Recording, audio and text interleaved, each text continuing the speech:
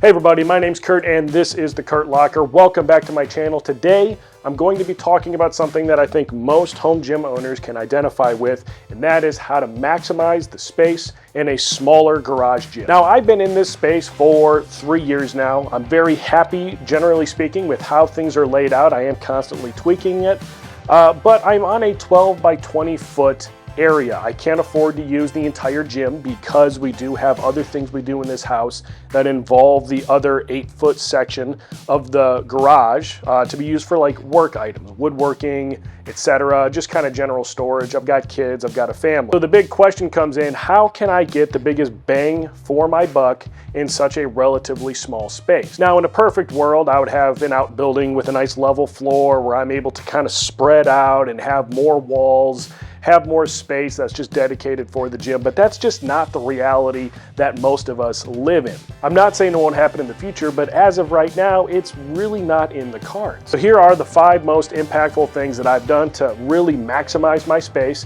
I'm going to actually put these in order so that you're going to get the biggest one right up front. All right, so the first thing I want to show off is my French cleat storage system. Now, this is where I think that most people can get the biggest benefit when they're building their space.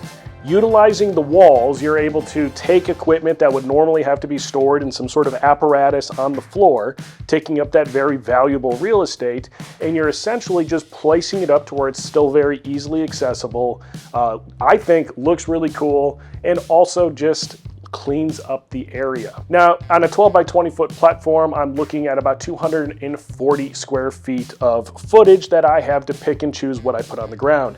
I used to use vertical barbell storage that sat in like those little 9 barbell holder things, but those are like 2 feet by 2 feet. That's 4 square feet that's basically gone.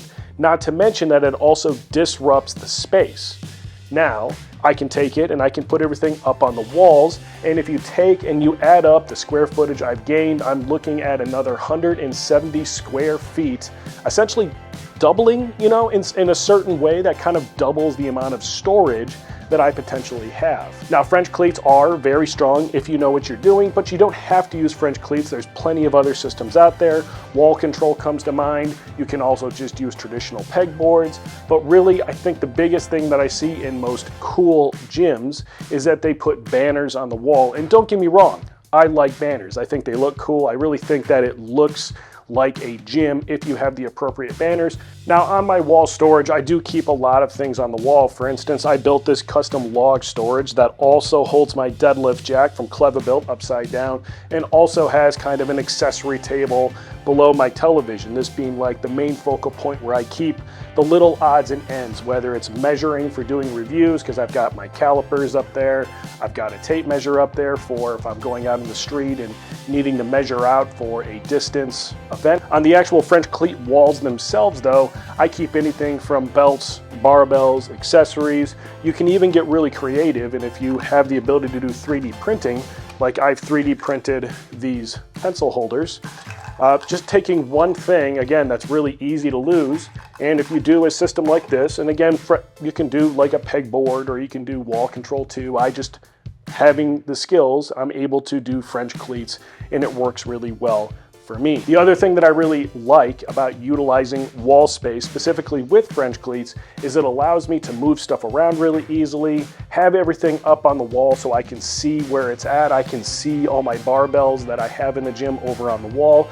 I can see my specialty bars, and again, with those DIY skills, I'm able to make custom mounts for that equipment. Now, I do think that most people could benefit from utilizing their wall, but if using your wall space isn't something that you're into or you've already done it, the second thing I'd recommend is a little bit of a different flavor of hack. So let's say that wall storage isn't really your thing. The next thing I've done is utilize some sort of mass storage system. Now, what I have in my gym right now is from Surplus Strength. It's called the ARC storage system. I'm pretty sure you can't really go on their website and buy it at this point. It costs a lot to make, 3x3 uprights, etc. Really heavy duty, but it's what I purchased about 2 years ago when I purchased my new ARC Series Power Rack. I'm really happy with it overall, and the big benefit that it gave me through all the different iterations iterations that it's gone through is that one, it's adaptable to what I'm currently doing. So right now all my shelves are angled to have my dumbbells easily accessible.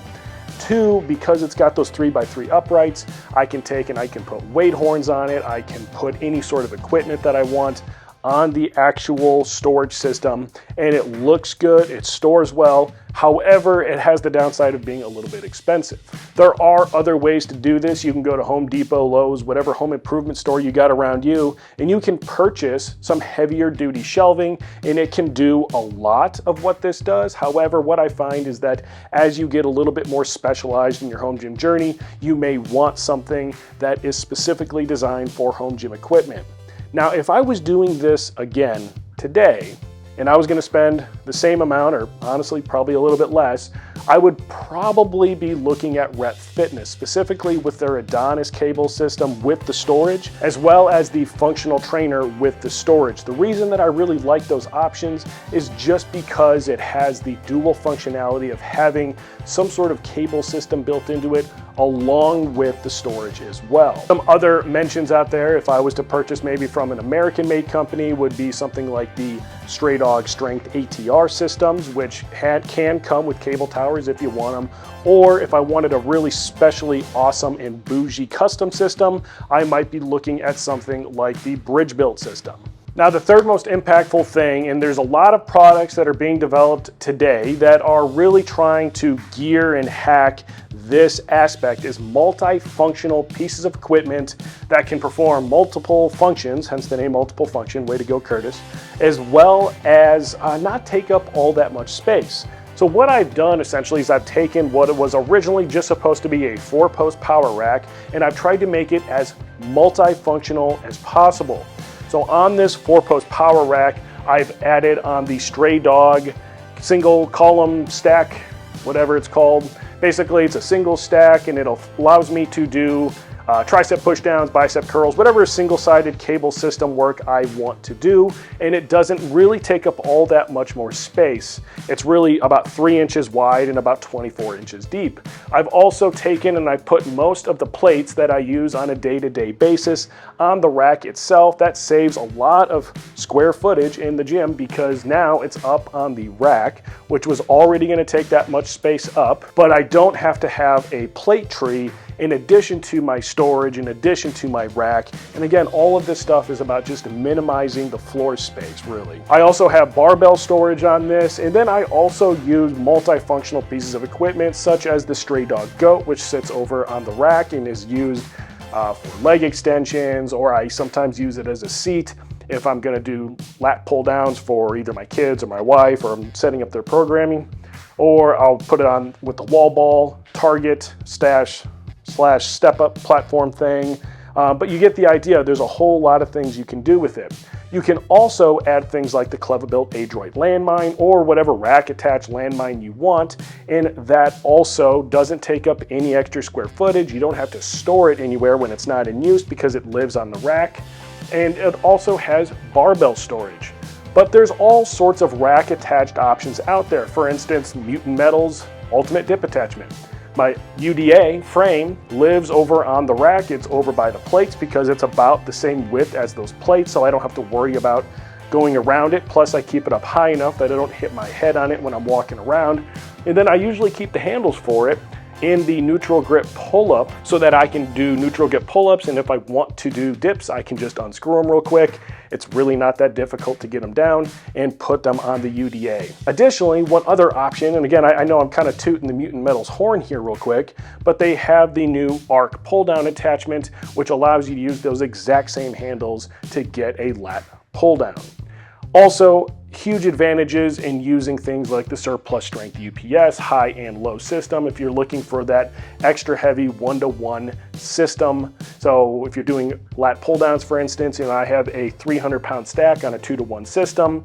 I can only go up to 150 pounds unless I incorporate a gym pin of some sort, but utilizing a surplus strength UPS, I can essentially go up to as much as the weight pin will hold. Now in the future, this is one of the things I'm looking at switching out, maybe not like getting rid of it because I don't like it, but just kind of morphing it into the next phase of this development. And really what I'm looking for is, instead of having like a 43 by 43 inside dimension rack, I'm looking at something like a 30-inch RM5 style, so 30 inches up front, 18 inches storage in the back. Something that's 6-post, but not huge and doesn't take up all that much space, so I can still do my deadlifting as well as any sort of overhead movements in front of the rack. So my fourth thing to save you some space is just to be very intentful with the way that you place equipment. For instance, my Kratos Quest flywheel station sits in such a way that I can put my Zebex XT3 sled up against the wall, again, not in the middle of the area, but up against that wall. And I've also placed my ARC rack system, my ARC storage series, so that it's far enough off the garage wall that behind it I can store things that maybe I don't use as much, maybe some other barbells that I just don't prefer or just don't use as often as I use other ones. Maybe they're ones I've already reviewed, so I don't need to use them right now, so I place them out there. I also put a lot of things over there that I use exclusively outdoors. So if it's something I'm going to use exclusively outdoors, I'm probably going to have that garage door open. But if the garage door isn't open, it's essentially inaccessible. I've also placed it off of the wall, and it's not quite perfect, but it's got some room so that I can get my yoke in and out. Now I've got 3 different yokes currently, and the one that I'm using is a 3x3. It's a nice beefy one. And the way that it slides in there is essentially the perfect gap so that I can easily get it in and out, but I can also do storage with like my belts over here. I've got my fig jammer sitting in this corner, but use your space effectively and really try to capitalize on using your corners. Another example of using your space effectively is in most garages, you have where the foundation actually goes around the edge of the garage. Usually there's a small lip, and that's where I store all sorts of like little doodads. For instance, all of my Quest station plates for my flywheel trainer, they sit up on that. I'm looking around the gym right now and I'm seeing a lot of pins, a lot of flossing bands, a lot of accessories, some trophies from past competitions, as well as just like random this and that's. And that brings us to our last point, which is, at the end of the day, be flexible. Understand that your home gym or your garage gym, I guarantee you it will not be in the same orientation that it is today. Make sure that you play with stuff, maybe use some sort of modeling. For me, one really cool resource I've used in the past is available from Rogue. If you go to their Zeus Gym Builder, a little known fact is that you can actually change the dimensions of the footprint of the equipment that's in that gym builder. So what you're able to do is take non-standard Rogue equipment, use the closest Rogue type, and just change the dimensions, and it'll actually modify the equipment drawing to take up that floor space. By using that system, you're able to really model what it would look like and get kind of that visual look beforehand. Also, don't be afraid to move stuff around.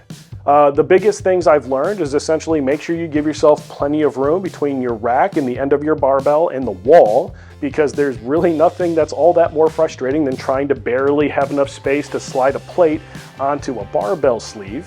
But after you have that, just kind of mess with stuff. How much space do you need to perform overhead movements? How much space do you need to do a deadlift? Can you work anything in where a space becomes a little bit more multifunctional? For instance, where I'm standing right now in front of the rack is where I deadlift. It's where I do all of my overhead movements. And then essentially over there is all of my accessory movement area next to the dumbbells, where I usually use the dumbbells for accessories. And of course, don't be brand loyal unless you have to. If you're sponsored by a company, I totally get it. I don't think that is what 99.99% of us are. I'm definitely not sponsored by any companies. I pick and choose the equipment that I want.